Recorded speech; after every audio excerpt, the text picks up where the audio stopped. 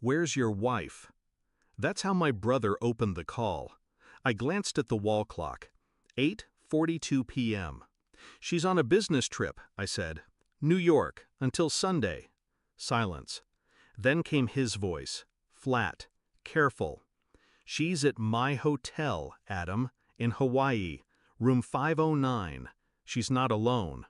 I didn't breathe. He added, "She's using your ATM card." It took me a full minute to speak. I wasn't shocked, not really, just quiet. "Keep an eye on them," I said, "and don't let her know you called." We met at a summer barbecue 11 years ago. She wore red, laughed too loud, kissed me before we exchanged names. I thought I found fire. We got married 6 months later. She liked fast things, cars, decisions, people. She said I was her anchor. But eventually, she started drifting. Anchors don't matter when someone wants to float. The signs came slow. Business trips got longer. She started hiding her phone under her pillow. Bank statements stopped making sense. Once I smelled cologne on her coat, a scent I didn't wear. I didn't say anything. I watched. I listened. And now I knew.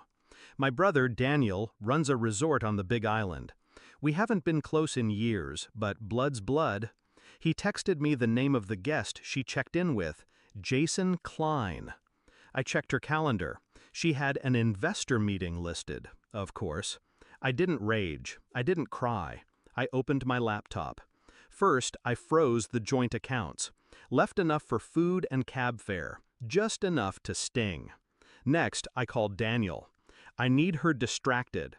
Can you upgrade her room? To the presidential suite?" "Exactly. Give her champagne. Tell her it's on the house." He caught on.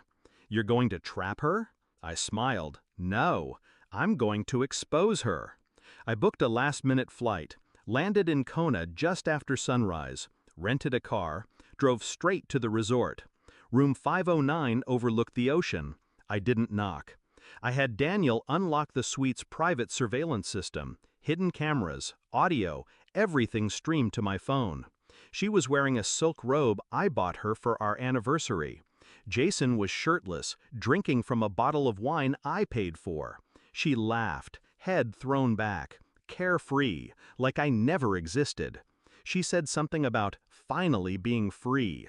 I watched from the hotel's bar, quiet, cold. Then I made my move. I had a small packet with me, printed copies of bank statements, photos, hotel records, a copy of the prenup she forgot she signed, infidelity clause highlighted. I slipped it into an envelope, handed it to Daniel. "Have the concierge deliver this to her at breakfast." He raised an eyebrow. "You sure you don't want to confront her in person?" "No," I said. "She'll bury herself just fine." The fallout began fast.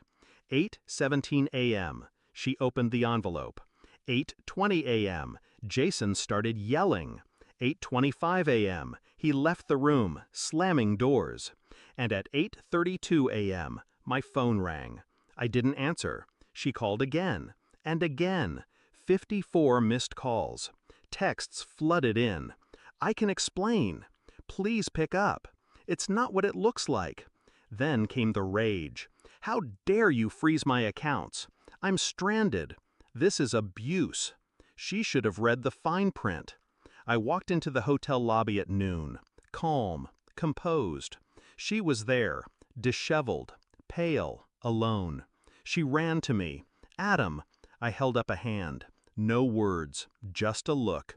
She stopped, just like that. I walked past her, sat at the outdoor cafe. She followed. "I made a mistake," she whispered. "He meant nothing." I nodded slowly. "You know what's funny?" I said. "You were always worried I'd leave you for someone else. But I stayed, even when you didn't." Tears welled. Real or not, didn't matter anymore. "You ruined everything," she whispered. "No," I said. "I ended it. There's a difference." I stood. "Checkout is at 11 tomorrow. Try not to steal the towels." Back home, I filed the divorce. With the prenup violation, she gets nothing. No house, no spousal support, just her own mess. The lawyer said, "She'll fight this." I smiled. Let her. I already won. Now I sleep soundly, alone but at peace. The air feels lighter. I didn't yell, I didn't beg, I just let the truth do the talking. She chose a beach fling over a life we built. She tried to lie, to take, to run. But I had one thing she didn't: control. She hasn't called since the court ruling. Last I heard, Jason blocked her too. Figures. You play with fire, you end up alone on a beach with nothing but regrets, and a canceled card. As for me, I built back quietly, smarter, stronger. She had the sun, but I had the storm, and I brought it with silence.